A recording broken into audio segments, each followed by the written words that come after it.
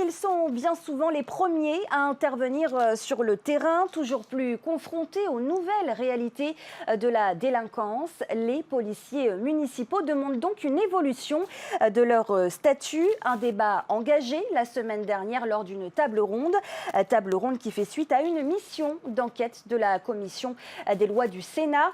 Avant d'en parler avec notre invité, voyez ce reportage de Thomas Chabrol et Jessica Doucet. Ils sont souvent les premiers à intervenir en attendant les renforts de la gendarmerie ou de la police nationale. Les policiers municipaux se confrontent régulièrement à de multiples infractions, mais dans leur mission quotidienne, leurs compétences sont limitées. Nous avons demandé de pouvoir augmenter les prérogatives, notamment sur le contrôle d'identité, de permettre aux policiers de pouvoir demander une pièce d'identité, de pouvoir aussi confisquer l'objet du délit. Et certainement l'immobilisation d'un véhicule lorsque la personne a commis un délit très grave. Pourquoi pas aussi carrément aller faire des fouilles dans les sacs lorsque une personne a été découverte avec des produits stupéfiants. À Papeete, le chef de la police municipale constate une évolution de la délinquance, des comportements violents plus fréquents. La protection des agents est donc à ses yeux une priorité. La question des équipements se pose, car autour de leur ceinture, les policiers municipaux de Polynésie française ne sont équipés que d'un bâton de défense et d'un aérosol anti-agression de 100 ml.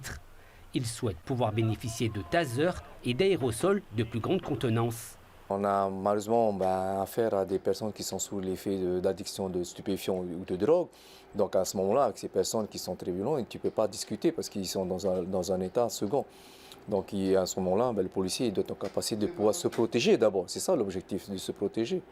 Et de ne pas s'exposer trop facilement à des coups qui peuvent être portés. Faut-il alors élargir les pouvoirs des mouteuils en Polynésie française? La mission d'enquête de la commission des lois du Sénat à Paris a entendu des maires et des chefs de brigade des 5 archipels en visioconférence. C'est une demande des mouteuils eux-mêmes.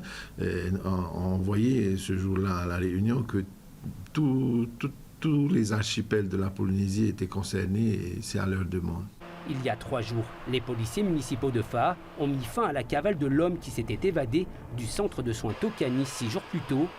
Mais le chef de la brigade de la commune n'a pas été sollicité pour participer à cette mission d'enquête sénatoriale, ce qu'il regrette, d'autant plus que Faa est la commune la plus peuplée de Tahiti. En termes d'intervention, on explose en termes d'intervention. Donc je pense qu'on devait être parmi les premiers consultés, parce qu'on a beaucoup d'expérience. En tête des interventions à Faa, les nuisances sonores.